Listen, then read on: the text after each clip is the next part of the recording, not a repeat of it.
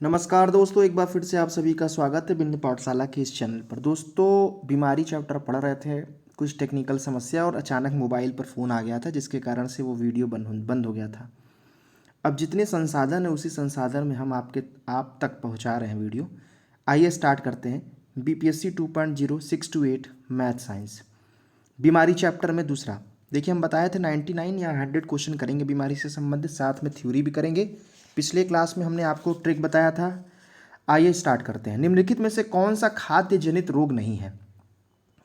मतलब खाद्य जनित रोग मतलब खाने की चीज़ों से नहीं होता है, तो इन्फ्लुएंजा जो होता है वो वायरस से संबंधित है। निम्नलिखित में से कौन सा मनुष्य का विषाणु जनित रोग नहीं है? अब बताइए, विषाणु जनित रोग क्या हमने आपको याद कराया था? तो देखिए, इसका ट्रिक हमने आपको बताया था। अगर ट्रिक याद होगा तो ठीक है, नहीं तो फिर से देख लीजिए।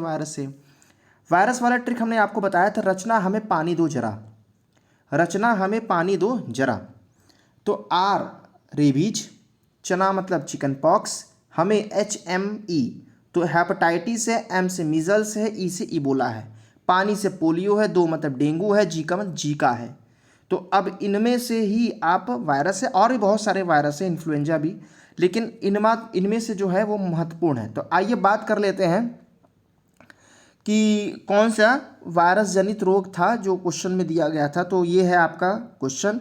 इसमें पूछा है कि कौन सा वायरस जनित रोग नहीं है, तो आंसर है रिंड पेस्ट जो है वो नहीं है। बाकी डेंगू भी है, एड्स भी है, इन्फ्लुएंजा भी है, ये नहीं है। मच्छरों की एक विशेष जाति के काटने के कारण मलेरिया हो जाता है, और के संचरण के मतलब मच्छरों के एक विशेष जाति के काटने के कारण मलेरिया के संचरण की खोज किए जाने की हेतु किसको नोबेल प्राइज दिया गया था? रोनाल्ड रॉस को दिया गया था। निम्नलिखित में से कौन सा एक विकल्प है जो HIV एक व्यक्ति से दूसरे व्यक्ति को प्रसारित नहीं होता है? ए है मच्छरों के काटने से, बाकी स्तनपान कराने से, एक है सुई का बहुप्रयोग करने से, यौन संबंध से एड्स प्रसारित होता है। एलिसा एलिसा जो होता है टेस्ट किसके लिए होता है? यह HIV को पता करने के लिए होता है, ठीक है, एड्स के लिए। एलिसा निम्नलिखित में से क्या है? एलिसा एक प्रकार का जांच है जो कि एड्स को पता कराने के लिए होता है।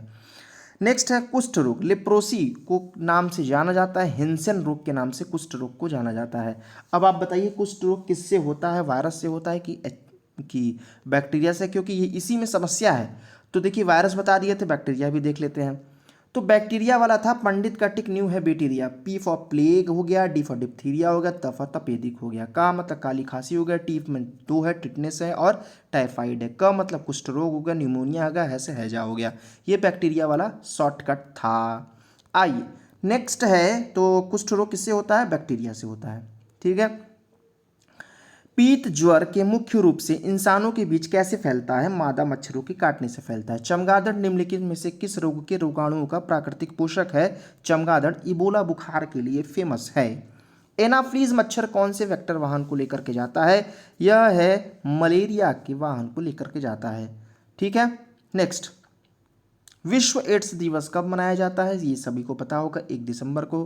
कैंसर के ऊतकों की जांच के लिए बायोप्सी की जाती है। खसरा किसकी वजह से होता है? खसरा वायरस की वजह से होता है। रोगों को फैलाने वाले कीड़ों को क्या बोलते हैं? ट्रांसपोर्टर बोलते हैं, ट्रांसमीटर बोलते हैं, वेक्टर बोलते हैं, लिफ्टर बोलते हैं, वेक्टर बोलते हैं रोगों को फैलाने वाले कीड़ों को। एक जीवाणु संबंधी रोग है, कौन सा जीवाणु से होता है? तो अंश है उपदंश जो है वो जीवाणु संबंधित रोग है। हीमोफीलिया, हीमोफीलिया किसका एक उदाहरण है? एक आनुवंशिक टाइप का रोग है। अब जब आनुवंशिक रोग आ ही गया अब जब आनुवंशिक रोग आ ही गया तो क्यों ना हम कुछ आनुवंशिक रोगों की बात ही कर लेते हैं। जैसे एक रोग है, आपने अभी पढ़ा, मतलब एक क्या, हम सभी आनुवंशिक रोगों की बात कर ही लेते हैं। एक है रोग जिसका नाम है कलर ब्लाइंडनेस, वर्णांधता। वर्ण वर्णांधता, देखिए ये है मोबाइल से बनाने की समस्या। वर्णांधता, कलर चेंज कर लेते हैं। वर्णांधता में क्या होता है? कलर ब्लाइंडनेस में क्या होता है? जैसे इस रोग से जो ग्रसित व्यक्ति होते हैं उनमें लाल और हरे रंग के पहचानने की क्षमता नहीं होती है। रेड और ग्रीन, लाल और हरे रंग के पहचानने की क्षमता नहीं होती। ऐसे व्यक्तियों को रेलवे में नियुक्ति भी नहीं होती जहाँ के सिग्नल का प्रयोग होता है। जैसे जो लोको पायलट हो गए, जैसे गार्ड हो गए, अगर आपको ऐसी रोगी हैं तो इन नौकरियों के लिए आपको समस्या हो सकती है, क्योंकि जब सिग्नल का काम है और लाल और हरे रंग का ही मेन काम है, तो अगर इसमें समस्या हो गई तो फिर क्या मतलब है। तो लाल और हरे रंग के पहचानने की क्षमता नहीं होती है। इससे मुख्य रूप से पुरुष प्रभावित होता है, क्योंकि स्त्रियां केवल वाहक का कार्य करती हैं। स्त्रियों में यह रोग तभी होता है जब उनके दोनों गुणसूत्र प्रभावित हो। यदि एक गुणसूत्र पर वर्णांधता का जीन है तो स्त्रियां वाहक का कार्य करेंगी लेकिन वर्णांध नहीं रहेंगी। इसके विपरीत पुरुषों में केवल एक्स गुणसूत्र पर वर्णांधता होंगे। इस बीमारी को डाल्टोनिज्म भी कहते हैं। यह मुख्यतः लिंग संबंधी रोग है जो पीढ़ी दर पीढ़ी फैलता रहता है। अगर हमें है तो हमारे आने वाले बच्चे को होगा, उसको है तो उसको आने वाली पीढ़ी की होगा। तो पीढ़ी दर पीढ़ी वर्णांधता चलता रहता है। नेक्स्ट है हीमोफीलिया। हीमोफीलिया इसकी बात कर लेते हैं, हीमोफीलिया की बात कर लेते हैं। हीमोफीलिया क्या है? हीमोफीलिया, इसमें स्त्रियां वाहक का कार्य करती हैं केवल। साधारणतः एक व्यक्ति को चोट लगने पर औसतन 2 से 5 मिनट में रक्त का थक्का बनकर बहना बंद हो जाता है, लेकिन जिसको हीमोफीलिया है उसमें रक्त का थक्का नहीं बनता और रक्त हमेशा लगातार चोट लगने पर लगातार देर तक गिरता रहता है। नेक्स्ट है टर्नर सिंड्रोम। यह रोग अर्धसूत्री विभाजन में अनियमितता से संबंधित है। टर्नर सिंड्रोम, इसमें गुणसूत्रों की संख्या 45 हो जाती है। ठीक है, यह टर्नर सिंड्रोम है। एक है डाउन सिंड्रोम जिसको मंगोलिज्म कहते हैं। इसमें गुणसूत्रों की संख्या भी प्रभावित होती है। यह आप अक्सर देखोगे मंगोलिज्म में, जैसे जो भी मंगोलिज्म से जो प्रभावित है या जिनको डाउन सिंड्रोम हुआ है उनके जो बुद्धि होते हैं वो थोड़ा सा धीमे होते हैं। यह रोग भी अर्धसूत्री विभाजन में अनियमितता के कारण होती है। अर्धसूत्री विभाजन में ऑटोसोम का बंटवारा सही प्रकार से न होने पर बनने वाले जाइगोट में गुणसूत्रों का स्थिति असामान्य हो जाती है। इस प्रकार के जाइगोट से विकसित भ्रूण कुछ ही समय पश्चात मर जाता है और यदि जीवित रहता है तो विकसित होने वाला वयस्क मंदबुद्धि, आंखें टेढ़ी, जीभ मोटा, अनियमित शारीरिक ढांचा का हो जाता है। इसको डाउन सिंड्रोम कहा जाता है। एक है पटाऊ सिंड्रोम।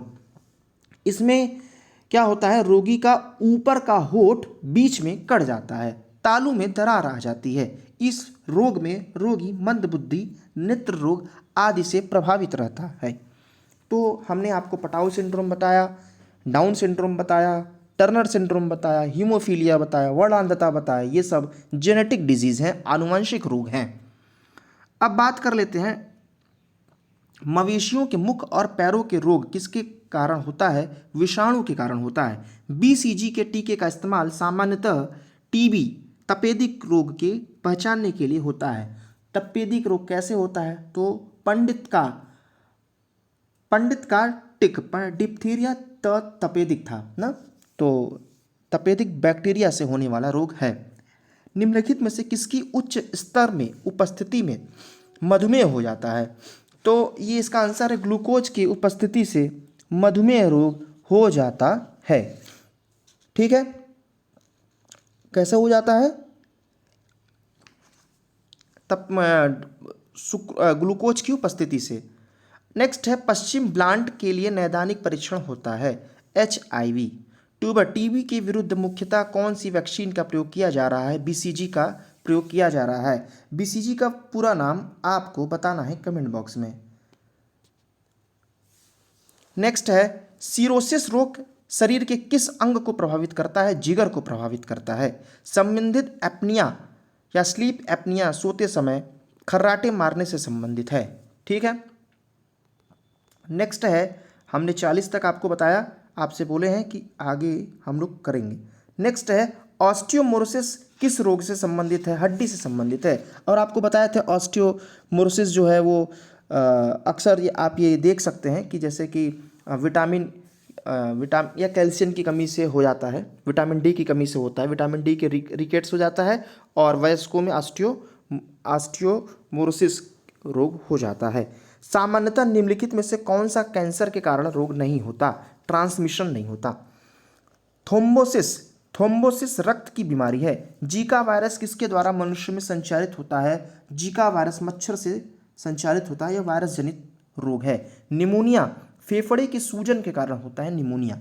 फेफड़े के सूजन के कारण निमोनिया होता है जब मानव शरीर का तापमान सामान्य शारीरिक तापमान से लगभग 2 से 3.5 फ़ारेनहाइट कम हो जाता है तो इस स्थिति को हाइपोथर्मिया कहा जाता है। और जब मानव शरीर के तापमान में शारीरिक सामान्य तापमान 5.4 से 8 डिग्री फ़ारेनहाइट की कमी होती है तो इस स्थिति को हाइपोथर्मिया भी कहते हैं।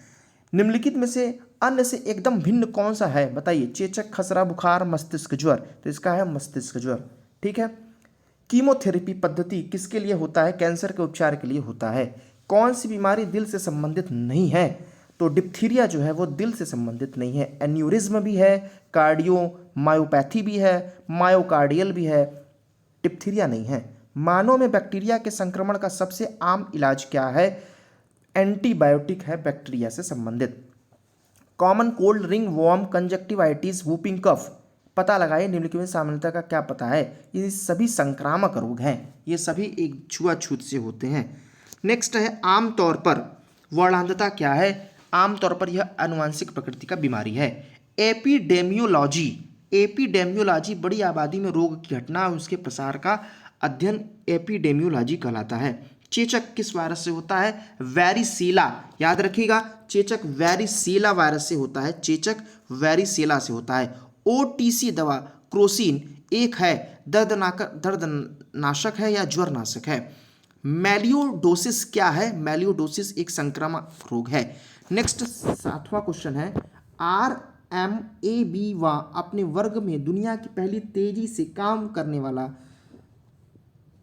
दवा जल्द ही भारत की लॉन्च होने वाली यह रेबीज रोधी दवा है। काला जार के लिए उत्तरदायी जीवों को अधोमुख युग्मक विखंडन के उत्पत्ति के कारण है। हेमोफीलिया, हीमोफीलिया क्या है? आपको पता है, रक्त का थक्का न बनना एक हीमोफीलिया रोग है। HIV या एड्स से पीड़ित लोगों के लिए किसने वायरल लोड टेस्ट लॉन्च किया था? तो ये थे JP नड्डा जी ने। निम्नलिखित में से किस कृमि के कारण फील पाव या हो जाता है? फाइलेरियाई कृमि के कारण हाथी पाव हो जाता है। ठीक। नेक्स्ट है, हमने 64 तक कर लिया, अब नेक्स्ट है 65 से। कौन सा जीव, या पहला है मलेरिया को कुनैन के उपयोग के द्वारा ठीक किया जा सकता था, लेकिन अब कुनैन का यूज करते नहीं है, अब तो बाकायदे वैक्सीन आ गया है। कौन सी जीव संक्रामक रोगों का कारण होता है? विषाणु से होता है। निम्नलिखित में से कौन सा दाद का कारण है? फफूंद दाद का कारण है। एंटीबायोटिक क्या है? एंटीबायोटिक फफूंद और फफूंद जैसे जीवों से तैयार की गई दवाएं हैं। पोलियोमाइलाइटिस विषाणु की वजह से होता है। शरीर के जोड़ों में गठिया रोग है, अर्थराइटिस होता है, यह यूरिक अम्ल के इकट्ठा हो जाने से होता है। मिलावटी सरसों के तेल में पके भोजन की खाने वाले लोगों में होने वाली खतरनाक ड्रॉप्सी का कारण निम्न में से कौन सा एक नहीं हो सकता? आर्जिमोन तेल मिलावट। बाकी क्या होता है? सरसों के तेल का साइनाइड अंश, धान की भूसी का तेल मिलावट, उजला रंग करने वाला मिलावट, ये सभी ड्रॉप्सी का कारण हो सकता है। ठीक। नेक्स्ट है, यह एकल कोशिका के रूप में उत्पन्न होता है, ऐसे निर्दयी रोग का रूप धारण कर लेता है जिसे प्रतिवर्ष लाखों लोग मौत का घाट उतर जाते हैं। ये कैंसर के बारे में कहा जा रहा है। जैविक रूप से संश्लेषित नैनो कणों का उपयोग एक नई पारिस्थितिक मित्र तकनीकी है। यह पार्थिनियम, जिसकी कैंसर उपचार में बड़ी संभावनाएं हैं। यह तकनीकी में एक पौधे के निचोड़ का प्रयोग करते, यह पौधा पार्थिनियम है। अल्कोहल के निराविशन के लिए यकृत उत्तरदायी है। नेक्स्ट क्या है? मलेरिया से प्रभावित प्लीहा है, और प्लाज्मोडियम परजीवी जो है मच्छर के लिए वाहक है। मलेरिया और डेंगू में क्या है? मच्छर प्रजाति है, वो भी दोनों में मादा है। निम्नलिखित में से कौन सा रोग कीट के काटने से होता है? डेंगू एक बुखार है, वायरस और मादा एडीज मच्छर से होता है। ठीक है। डेंगू बुखार में मानव शरीर में प्लेटलेट्स की कमी हो जाती है। पीला बुखार निम्नलिखित में से उपयुक्त में से कोई नहीं है। उस वैज्ञानिक का नाम बताइए जिसने यह खोज की थी? तो रोनाल्ड रॉस ने खोज की थी। मलेरिया के प्लाज्मोडियम नामक परजीवी से होता है, यह बात बताया था रोनाल्ड रॉस ने। निम्नलिखित में से कौन सा रोग प्रोटोजुआ द्वारा होता है? तो पापा काम पे सोते हैं, ये हमने बताया था। तो मलेरिया। नेक्स्ट है, एक जीव के संपूर्ण संजीन का अनुक्रमण 1996 में पूरा हुआ था, वह जीव था प्लाज्मोडियम वाइवेक्स। निम्नलिखित में से आप देख सकते हैं, बताइए, विचार कीजिए। डेंगू मच्छरों द्वारा संचालित प्रोटोजुआ रोग है? नहीं। प्रत्येक नेत्र गुहा पीड़ा डेंगू का लक्षण नहीं है। नेक्स्ट है, त्वचा पित्तिका नाक से रक्तस्राव डेंगू के कुछ लक्षण हैं। उपरोक्त कथनों में से कौन सा सही है? तो इसमें होना चाहिए केवल तीसरा, बाकी कोई आंसर सही नहीं है। नेक्स्ट है 85 के बाद, इस क्वेश्चन के कर लेते हैं, ये हो ही गया था। नेक्स्ट है, मस्तिष्क और मेरुरज्जु पर चढ़ी झिल्ली में सूजन आ जाने से मेनिंजाइटिस हो जाता है। तो मेनिंजाइटिस किससे संबंधित है? मेनिंजाइटिस मस्तिष्क से संबंधित है। मेनिंजाइटिस किससे संबंधित है? मस्तिष्क से होने वाला रोग है मेनिंजाइटिस। ठीक। नेक्स्ट, निम्नलिखित कथनों में से कौन सा सही है? सही उत्तर का चयन कीजिए। मानव शरीर में फीमर सबसे लंबी अस्थि है। हैजा रोग जीवाणु के द्वारा होता है। पंडित का टुक न्यू है हैजा बैक्टीरिया जीवाणु। एथलीट फुट रोग विषाणु के द्वारा होता है, ये सही। तो इसका आंसर हो जाएगा सी। 1 और 2 सही है, तीसरा सही नहीं है। भारत में जन्मे प्रत्येक 200 शिशुओं में से एक अतिसार से मर जाता है, जिसका कारण है रोटा वायरस। वातोत्माद या हिस्टीरिया नामक रोग सामान्यतः किस वर्ष में होता है? जवान महिलाओं में होता है। सिलिकासिस फेफड़े संबंधित बीमारी है। मलेरिया के संबंध में कौन सा कथन सही नहीं है? यह परोपजीवी इंसेक्ट पैरासाइट द्वारा पैदा की जाने वाली बीमारी है। यह मच्छरों द्वारा फैलाई जाती है। यह दलदली क्षेत्रों में अधिकतर होती है। इसके इलाज में क्लोरोक्विनोन का उपयोग किया जाता है। तो इसमें कौन सा सही नहीं है? तो इसमें सही नहीं है, यह हो जाएगा आपका, इसका आंसर हो जाएगा आपका ए, मतलब यह परोपजीवी कीट द्वारा पैदा की जाने वाली चीज है। निम्नलिखित रोगों में कौन टाइगर मच्छरों द्वारा संचालित नहीं होता? डी है जापानी एन्सेफलाइटिस। एंथ्रोफोबिया पुष्पों का डर है, और हाइड्रोफोबिया विषाणुओं का डर है। HIV का पूरा नाम क्या है? Human immunodeficiency virus. निम्नलिखित में से कौन सा कृमि हाथी पाँव का कारण हो सकता है? फाइलेरियम वर्म्स होता है। और कैंडिडियासिस यौन संक्रमित बीमारी नहीं है, बाकी मस्से, गोनोरिया, सिफिलिस ये यौन संबंधी बीमारी है। एक बताइएगा, हम जाते जाते एक चीज़ और बात कर लेते हैं। कुछ चीज़ें जैसे हमने आपको बताया कि DPT का पूरा नाम क्या है? तो DPT का पूरा नाम याद रखिएगा। इससे टीका होता है डिप्थीरिया, ठीक, पर्ट्यूसिस या जिसको बोलते हैं वूपिंग कफ, काली खांसी, और लास्ट है टिटनेस। ठीक है, इन सब के लिए DPT का टीका लगता है। इन सब के लिए DPT का टीका लगता है। ठीक, तो ये था बीमारी से संबंधित और भी क्वेश्चन हम लोग पढ़ते रहेंगे। मिलते हैं नेक्स्ट वीडियो में, अपना ख्याल रखिएगा। धन्यवाद।